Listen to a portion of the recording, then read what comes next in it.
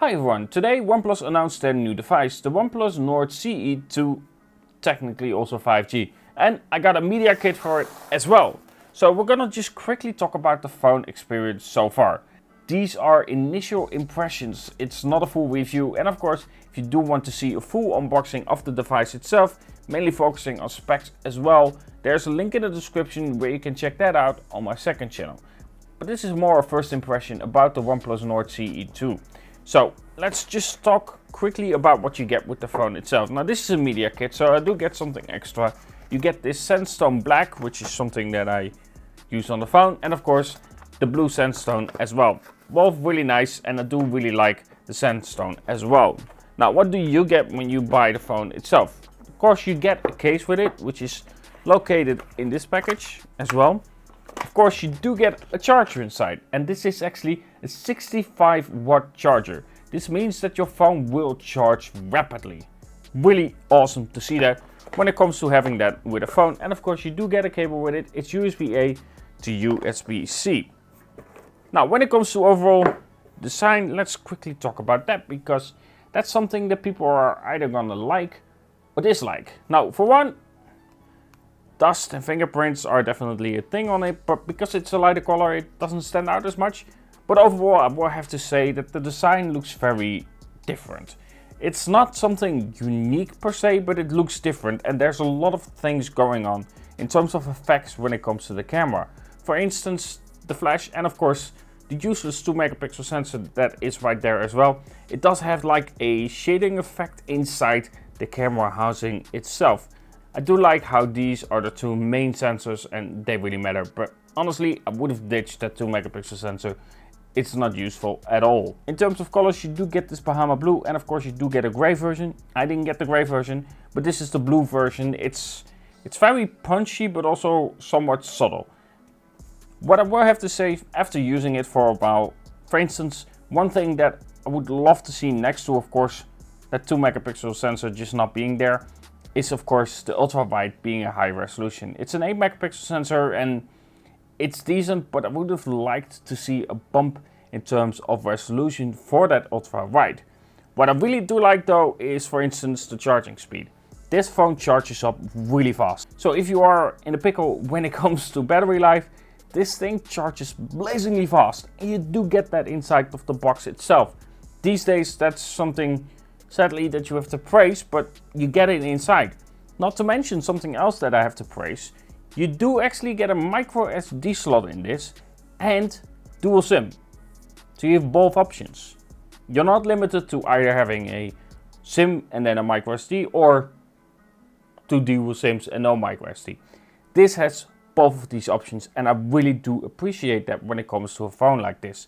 So let's quickly talk about some basic specifications. It comes with a 6.43 inch display with 90 Hz refresh rate. It comes with a Dimensity 900 CPU, and honestly it's decent, and it does support 5G as well, which is something that you will somewhat see in small prints for the phone itself as name. So the OnePlus Nord CE 2 5G.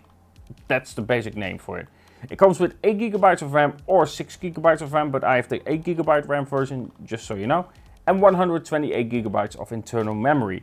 For myself, I think 128 GB is fine. There are some phones still around this price that come with 64 GB of memory. Not a huge fan of that, but this basically comes with that higher memory, and of course you can extend it if need be.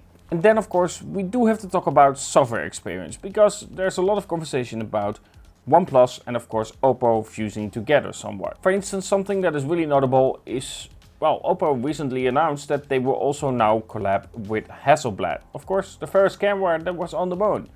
It's actually really cool to think about. Someone landing on the moon. Whew, imagine that. Either way, that's something where, for one, you will notice that there's a difference now.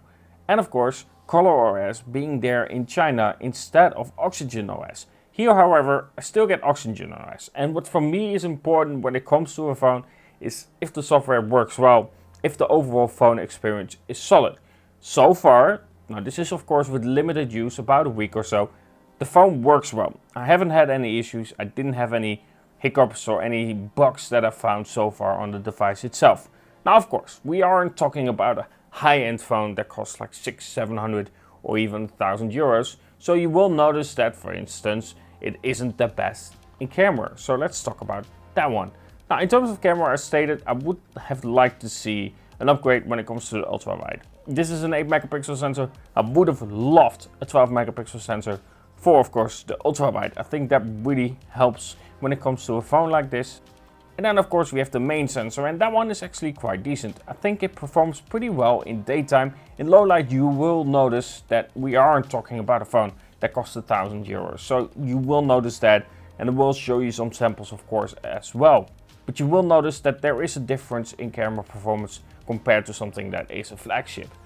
But overall, camera performance in daytime is actually quite nice. It outperforms some devices that I'm currently testing that are about the same price, a little bit lower, but about the same price quite handsomely, especially with the dynamic range.